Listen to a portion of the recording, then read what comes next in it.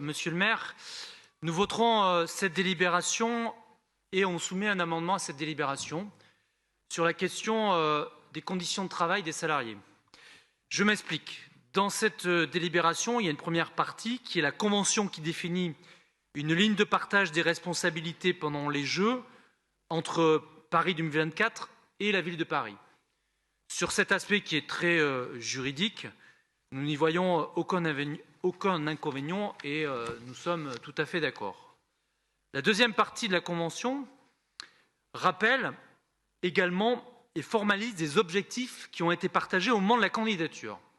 Et quand nous lisons ces objectifs, nous nous retrouvons bien sûr dans les principes éthiques, les principes environnementaux, nous nous retrouvons aussi dans l'idée de jeux inclusifs, de faire des Jeux paralympiques un idéal pour transformer le territoire pour l'accessibilité aux personnes en situation de handicap et aussi sur les actions d'éducation. Par contre, sur les questions sociales, nous ne retrouvons plus la question de la charte sociale. Et je voudrais rappeler que les élus communistes, à l'époque, ont soutenu la candidature de Paris sous condition de la mise en œuvre d'une charte sociale. Rappelez qu'il y a quelques jours, le 24 janvier, un ouvrier a été grièvement blessé sur le chantier des JO à Saint-Denis. Un véhicule lui a roulé dessus et il a perdu l'usage de ses deux jambes ainsi que des blessures au bras. Rappelez aussi la mort d'un ouvrier sur le chantier du futur métro Grand Paris Express à Saint-Denis le 5 janvier dernier. C'est le deuxième décès sur le chantier du Grand Paris Express à 30 mètres de profondeur. Il y a des retards envisageables sur les chantiers du Grand Paris Express de 3 à 8 mois, mais aussi peut-être sur les équipements olympiques, qui pourraient obliger différents corps de métier à intervenir en même temps afin d'accélérer les travaux pour tenir les délais. Cette accélération est un enjeu supplémentaire pour les ouvriers. Dans un communiqué en date du 6 décembre 2021, plusieurs syndicats français et internationaux dénoncent l'impossibilité de visiter les chantiers en cours. Ils disent qu'ils ne savent rien, ni quelle société travaille sur tel ou tel chantier, ni sur les travailleurs détachés. Nous ne voulons plus de grands événements organisés sur les cadavres des travailleurs. Je pense au Qatar, où les infrastructures de la Coupe du Monde se sont construites au prix des vies de 6 500 ouvriers. Depuis 2020, ce sont 12 ouvriers qui ont perdu la vie chaque semaine pour cet événement. Une proportion très importante de ces travailleurs sont d'ailleurs des migrants auxquels le Qatar a accordé un visa simplement pour pouvoir travailler sur les chantiers. Chaque année, nous comptons en France entre 300 et 500 personnes qui meurent au travail. Si certains sont routiers, intérimaires, la plupart travaillent dans le secteur du BTP.